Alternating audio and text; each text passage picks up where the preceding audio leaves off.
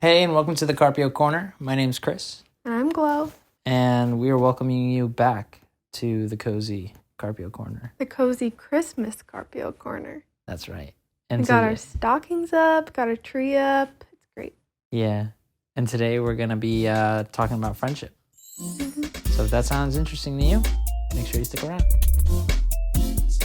All right, Glow. So we're jumping into it.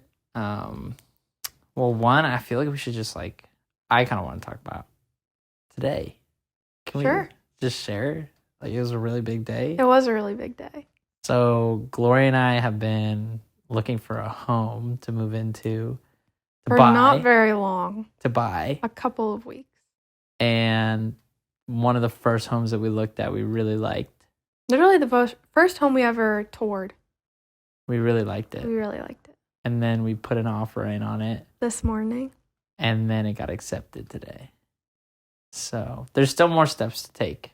Yeah. But if you're listening to this, by the time you're listening to this, actually, we're still going through it. So if you could just be praying for us that would go smoothly, that would be awesome. Because we're really excited and looking forward to it. It is going to be our last Christmas in this apartment one way or another. Yeah. But yeah, it's pretty crazy. Yeah. So, well, now that that's out of the way. I know that's all that's been on our minds all day, I feel like. Yeah. I'm like shifting. With that, we can, I think, pretty easily transition into friendship. This is Yeah. more like a topic that I think you wanted to dive into. So, when you were thinking about talking about friendship, what kind of spurred that thought? So, I feel like the past, how long? I mean, ever since getting married, really, I feel like friendships, ever since graduating college, friendships just look different in a way. Yeah. And I feel like it's just because, friendship looks different in different seasons of life you're in. And I wouldn't say I've been like struggling with friendships, but I think it's just been trying to wrap my mind around that just because friendships look different doesn't mean that they're not there Or broken. or broken. Yeah. It doesn't mean that doesn't mean that anyone or I'm doing anything wrong or anyone else is. It's just different. Yeah. And I feel like part of it is because as you grow up, people grow farther away, distance-wise, grow Mhm. farther away, depending on what you're going through. Like when you get married, when you move away from like where you were in childhood, like Yeah. after college, after being so close together for years, like your friend, you see them every single day, you live 10 feet away maybe. Yeah. And then everyone moves to their own states afterwards or they get married and move away. Like it's just been a lot to like I feel like I've been processing what friendship is because it's just so different than it has been before. Yeah. But also like it's still good. It is. And I still have friends. Like I think even just thinking about today and tomorrow, when we're with some more of our friends, like over for dinner and stuff, just the amount of people that we got to call and like celebrate with today is like a testament to the amount of friends like that we have, we have a good community of friends. Yeah. But it's interesting to kind of get to your point in saying it's different, I think especially for you over like this last year and a half. Yeah. It's just been radically different in the way that you are interacting with friends, the frequency that you're like seeing people and stuff like that. Because like our friends are having babies or our friends are moving. I mean, you have friends that move to different states, like even in just this last year. So yeah, I mean, that is like definitely an adjustment period. Yeah. Sure. Yeah. But I think when I was processing it and thinking about it, God reminded me that like he places people in your life for like different reasons. And I think that's true with friendships too, is like even if you were super close friends with someone for like a year or a couple of years Yeah. or a couple of months, like God had a purpose for that. And Yeah. even if you're not as close now, it doesn't mean that that friendship like is broken, and it doesn't mean that I don't know. Yeah, there's something wrong with it. No, Yeah. I think it's Yeah. important to know, because there's a lot of people. I mean, I think even of some of our friends who are moving away or going on missions, or, just like entering into a new season of life. I mean, even us moving 40 minutes west, like that's just going to change things too. Yeah. And so for a lot of people, including ourselves, the temptation can be, oh, well, something's wrong. I don't talk to them as much as I used to. Like maybe I did something wrong. Maybe I offended them, or maybe they think I offended them, or, or they offended me or something like that. And so then now distance is associated with damage, but it's like not true, So just being able to come to a place where you're recognizing that every season is different, and that includes the relationship with your friendships, is like, I think, just a really good thing. Yeah. I think it's good that you're walking through that and seeing the fruits of that, and being able to appreciate your friendships for like what they are, where they are. Yeah, and I feel like even the term like close friends or like best friends also is just an interesting concept as an adult. Because I'm like, your closest friends could mean that you talk once or twice a month. Yeah. And you like might dish out what you need prayer for. You might give them the newest update. Yeah. And I feel like in like school, your close friends you see them every single day. Yeah. And you probably like text them or Snapchat or whatever at the time, like all like constantly. And just like the reminder of, your close friends, you don't need to, like, I don't really have friends right now where I talk to them every single day. Yeah. And like, I think a little bit ago when I started really thinking about friendships a few months ago, I was like, wrong. Like, I don't have any close friends, because I was just thinking about who I talk to on like the daily. Yeah. Because there are people who have friends who are my age or older who they talk to every single day. Yeah. And I was like, wrong. Yeah. Like, I used to have that, and now like I don't, but nothing's wrong. Yeah. And I have close friends. Yeah. It just looks different, and I shouldn't compare my friendships with other people's friendships. How would you define a close friend now? Someone that you like trust, and that you can go to and tell them like things happening in your life and not feel like it's weird to do, or if you tell them something like exciting, they'll be happy for you, that that kind of thing, or like they're the person you want to ask for prayer from, and you just yeah, I guess that would be a close friend to me. Yeah. Like someone you feel is available and that you can be vulnerable with. Yeah, exactly. And they're available. Like, I have some friends who, like, some of my closest friends live really far away from me. Yeah. But I know that I can text them, guess what's happening? Yeah. Or like, miss you. Yeah. Or whatever it is. And it might not even be like, it might only be like a couple times a month. Yeah. Like every other week, it's like, going. Yeah. Or like, hey, guess what's the new update about this? And it's just getting over the comparison of like, that's completely normal and that's okay. Yeah. And just because there's other people who have like, the person who comes over a couple times a week, or who they're on like calling all the time, like that doesn't mean that we don't, like, I don't know. You know what I'm saying? It's just not good to compare in general. Yeah. But especially with friendships, just a reminder of like, it's okay not to have that because it just looks different for Yeah, everybody. it does.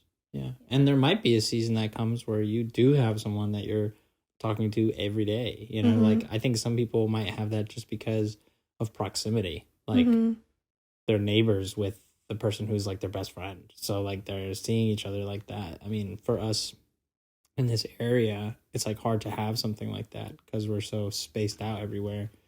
Like a close friend is like 20-minute drive, you know, like that kind of thing. Yeah, I think that's good. And I think about what Nick Bueller said that one time that we were getting coffee with him. So shout out to Nick, when he was like a real friend is someone who you can call no matter what.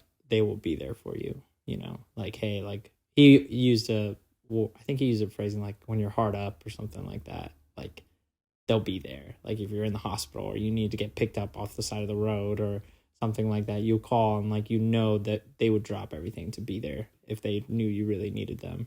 Yeah. And he's like, there's few people like that you have in your life, you know, like a handful of people, and that's okay. And I think that's really true, to be blessed with even 2 people like that in life is so awesome. And I think we're actually blessed with more people than just 2 in our lives. And we were even praying, like just prayers of gratitude, you know, to the Lord earlier about that. So to all of our close friends, we love you. And thank you for being in our lives and celebrating everything with us, you know. Super cool. Yeah. Super cool. I'm also just thinking about like in scripture, you know, I wonder like what friends, like close friends, are kind of like in scripture. I mean, there's always Jonathan and David, you know, and they like loved one another more than a brother kind of thing. And just that bond being so closer than family, really, for Jonathan, you know.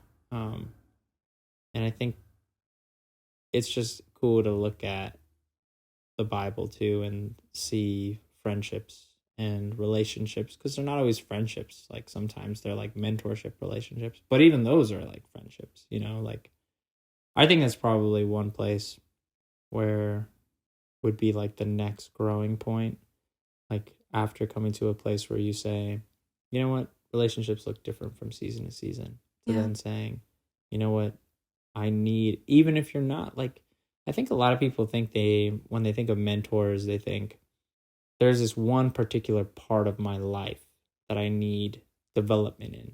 And so I need to go find a mentor for that.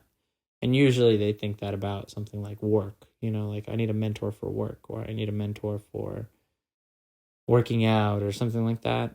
But you can have a mentor for life, just life in general. Like how is there someone in your life that you admire, like their faith, you admire the way that they walk in their marriage or the way that they walk in their home, you know, and like or the way they conduct themselves in their occupation, like even that.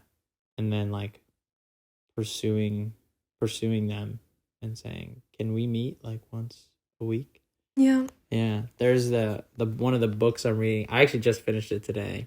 It's called The Common Rule, and he talks about like 4 weekly habits and then 4 daily habits.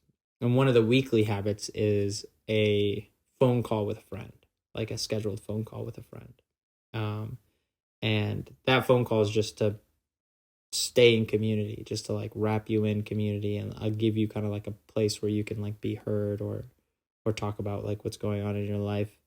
And I thought that was really cool. You know, I've been thinking about where, if anywhere, those practices like fall in my life. And I do like the weekly call thing. I mean, I have that with Armin every other week. But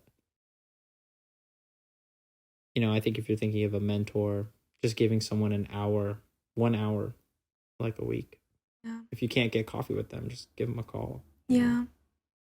Because there also might be people who you could speak life into Yeah. or speak into their life. And like they might be pursuing you and you might not even. That's true.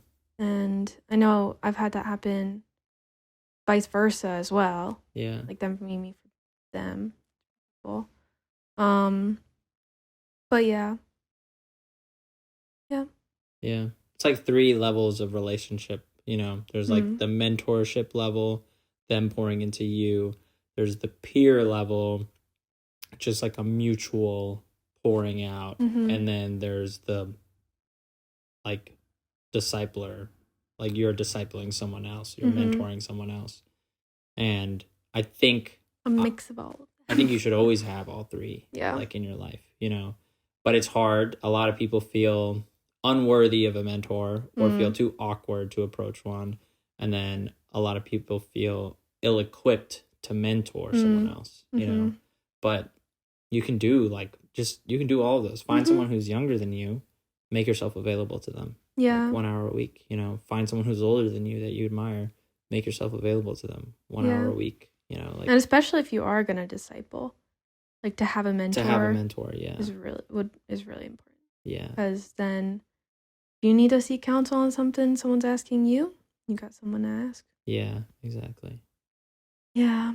I think it was pretty cool to, like, something I did when thinking about friendship as well was just kind of think about the people who we do see regularly and how God is using us in each other's lives as well, like whatever type of relationship that might be. And just looking at it from that perspective, like I have a friend who's far, but they're like prayer buddy. Yeah. Or I have a friend who, like, I need encouragement, they're there. They need encouragement, I'm there. Yeah. Or like friends who you're like leading with or like serving with in some way. Like I think it's good to serve with others. Yeah. And then if you get to be friends with them too, it's like even better. Yeah. Exactly. And just like thinking about those friendships and kind of how right now God is using you in each other's lives is very cool. And helps too just to like go back to the no, we do. Yeah. And like this is, you know, just their strengths, they're my strengths or whatever it is. I think that's a cool like exercise to do from this. Like who's your community? Who are your friends? I should go beyond the word community. I would say who's your friend? Who are your friends? Yeah. Like I think really good questions, and we talked about this for like a while. So like the conversation we're having right now is like a year in the making. It's true. Because like one of the questions that I kind of first started asking you when we like got married is like, what are your expectations from friends? And like, how would you define a friend? Yeah. Like, what defines a friend to you?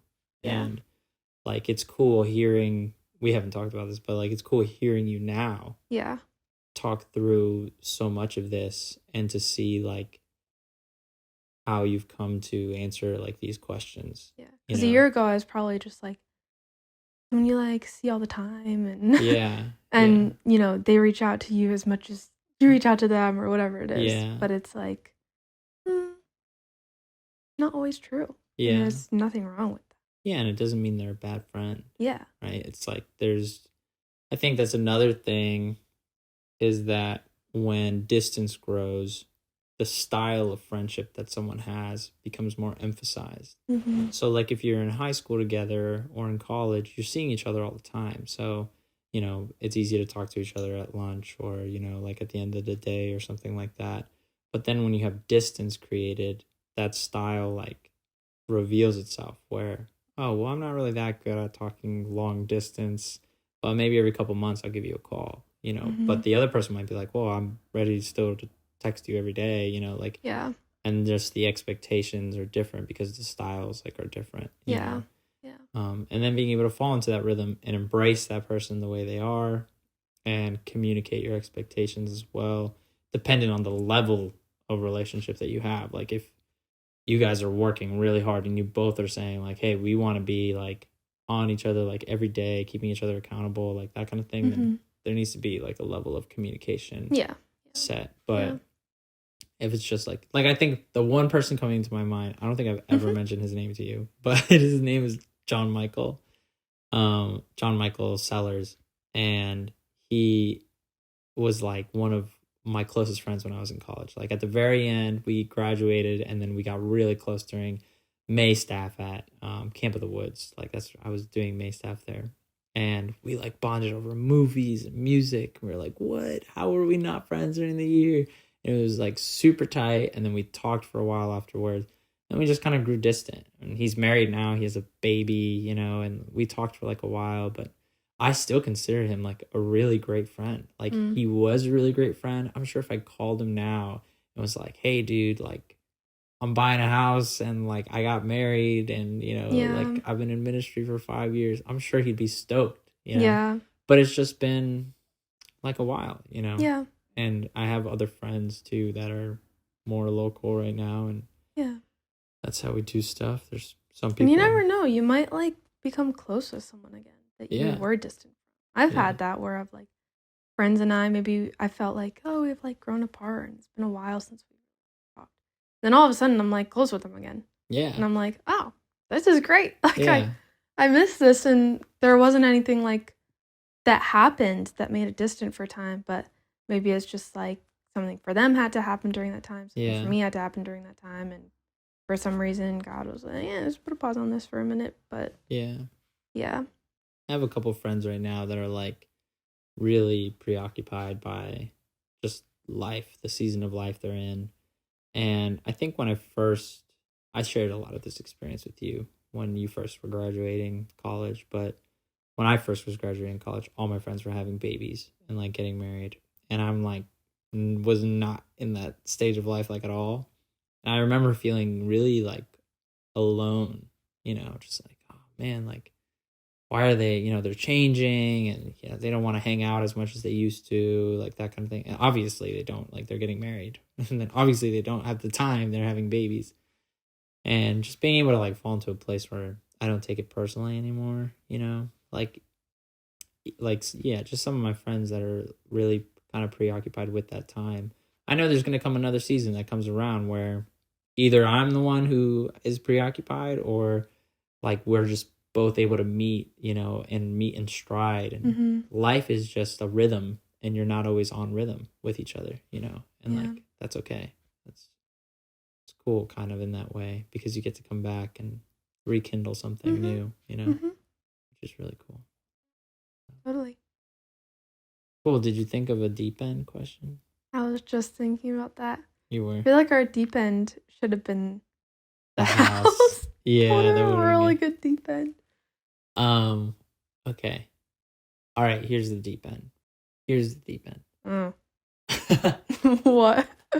Why did you do that? I don't know. I'm just like, what are you gonna say? So we just watched all the Hunger Game movies. We did.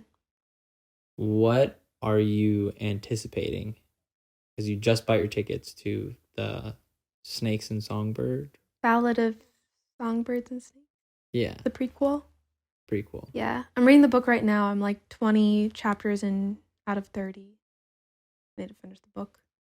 What am I anticipating? Yeah. I mean, I already kind of know what's going to happen. But what do you think is going to make 20? It into the movie? And what do you think is not going to make it into the movie? Well, I don't want to spoil anything. Just go for it. From the book. Skip this if you don't want the movie spoiled, even though I didn't see it yet. But I think that, I don't know. You know, one thing I did see was that Coriolanus, which is the main guy's name. Snow. Why would you? No. Coriolanus is no. I saw this person who was like, you know, they cast a guy who's like, he's not like an ugly guy. Yeah. But basically he's an ugly guy inside. Yeah. You know? But this person's just like, all these girls are gonna like Snow and they're not gonna like see the point of who he is.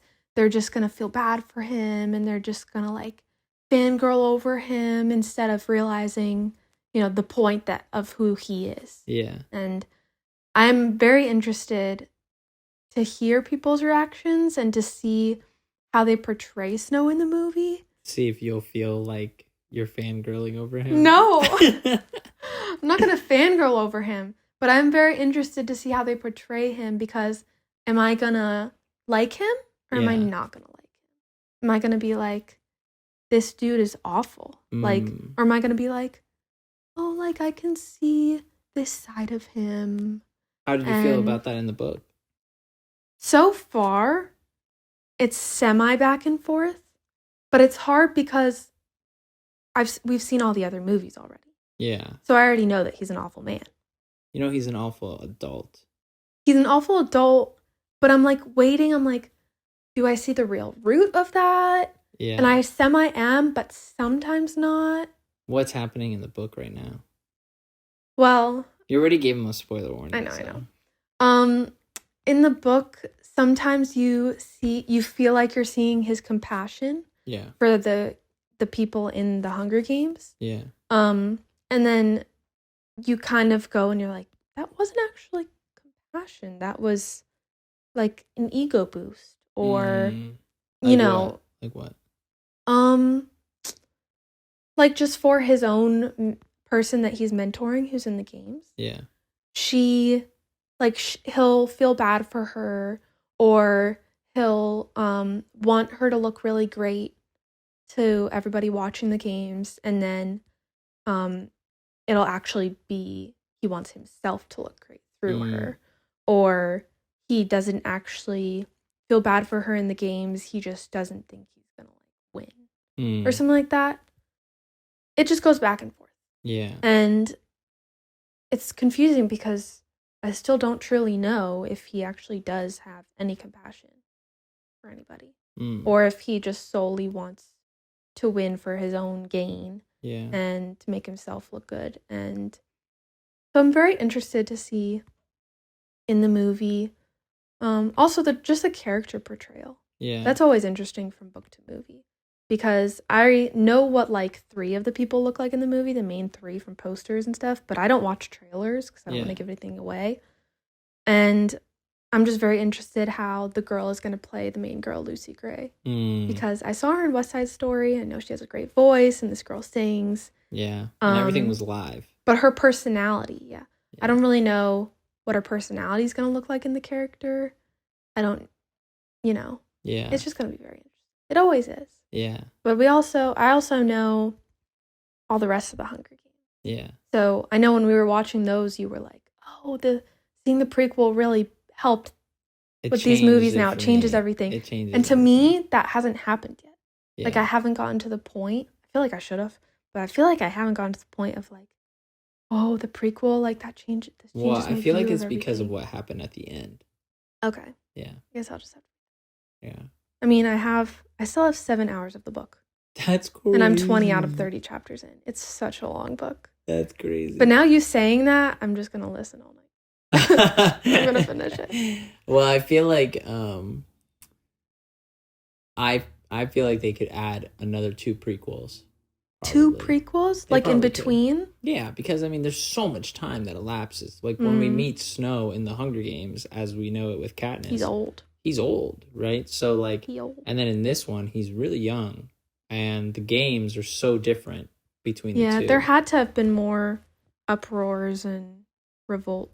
So. Yeah, well, you think too about did they describe how the games look at all in? I know it's a big arena, and there's like a barricade, and I know there's like slopes and tunnels, but not too much. Okay, yeah.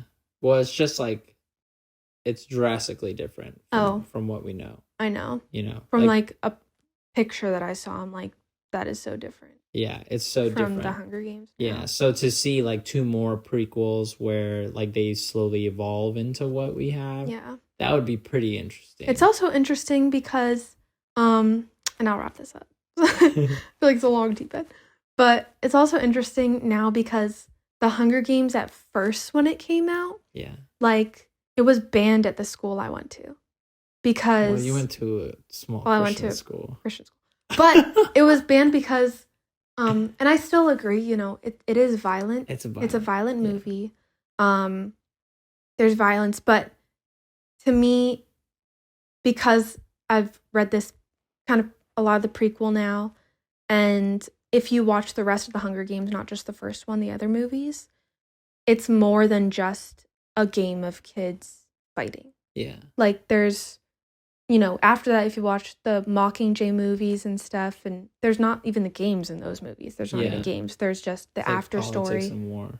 Yeah, and it's like, just when the first movie came out, everyone was like, "This is awful. It's literally just a movie about a game about kids fighting." Yeah. But it's like, no, if you watch after that, and now with the prequel and the history, like, it's not. I don't think it's glamorizing. Yeah. I think there are people who turn it that way, and that's wrong.